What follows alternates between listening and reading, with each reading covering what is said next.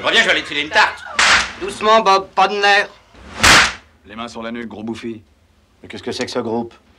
Lui, c'est Philochard. Vous vous appelez Ribouledingue. Puis alors, le grand con, là... Oui. Tout le monde au salon? Non, mais vous entendez ça, il me donne des ordres chez moi, c'est pas une cul. Il a dit au salon. S'il vous plaît. Là, c'est déjà mieux. Comme ça, d'accord. Vous connaissez Esmeralda? Esmeralda, c'est moi. J'en ai fait ce qu'elle est devenue. Une reine. La reine des putes. Il y a des moments où je me demande ce que t'as dans le crâne, mon pauvre Bob. Si on le radiographiait par en dessus, on verrait ses godasses. Mais tu te rends pas compte que tu fais mal? Faut pas taper les gens comme ça. Mais si, mais si. Mais non, c'est très drôle ce que vous avez dit, mademoiselle.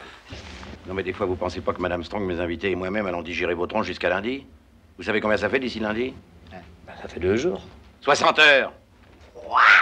Cohabiter avec des loques du pareil pendant 60 heures? Des anards à la mort moelleux. Des smigards, des tarés. Des vas de la gueule, des mégalos. Mais surtout des cons. Eh ben, tiens, bouclez les doigts dans les chiottes. Alors, on va être poli. Mais c'est pas vrai. Alors, monsieur Strong, soyez raisonnable, quoi. Vous n'avez pas passé la nuit là-dedans. Je suis persuadé que la délicieuse Madame Strong... La délicieuse Madame Strong vous pisse à l'arrêt. Si je vous gêne, je peux me retourner? Non, ça va, Madame Guérette. Alors? Il y a combien de places dans votre bagnole? Qu'est-ce que ça peut vous foutre?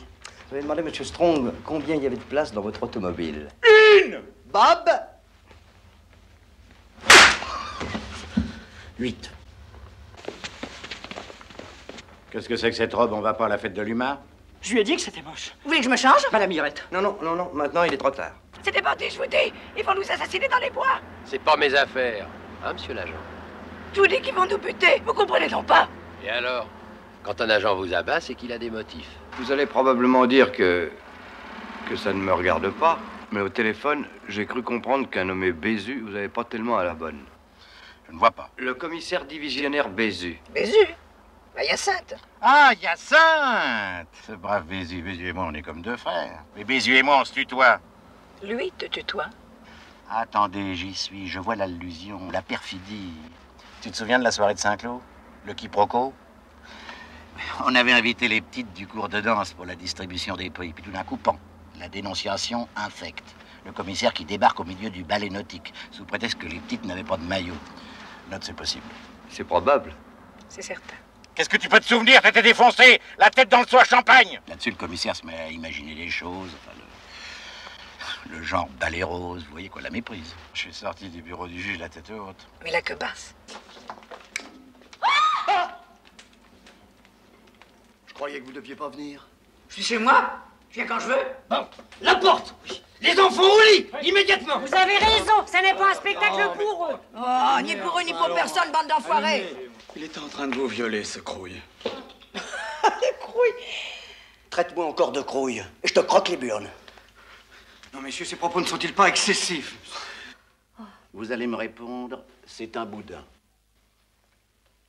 Je suis d'accord, c'est un boudin. Bah merci. Mon cher, quand j'ai connu Esmeralda la divine, c'était une blonde potelée avec l'accent d'Aubervilliers. Faire de ça une brune élancée espagnole de surcroît, n'était-ce pas de la magie? Les bisons de la tenancière, les colifichés de la folle, les pompes crocos du bognoul, ça aussi, terminé. Tu vois? J'ai jamais rien entendu d'aussi ébouriffant. Cher Francky, habituellement, je n'ai qu'une parole. Mais le monde des affaires est impitoyable. Les rapports de force ont changé. Il est en vapant, ce mec. C'est un cas. Je ne peux pas traiter à moins de 50%. Pourriez-vous être assez aimable à l'heure qu'il est, au jour où nous sommes, et étant donné ce que nous savons, de me dire sur quelle longueur d'onde on vous attrape? 50% de quoi? Pauvre con!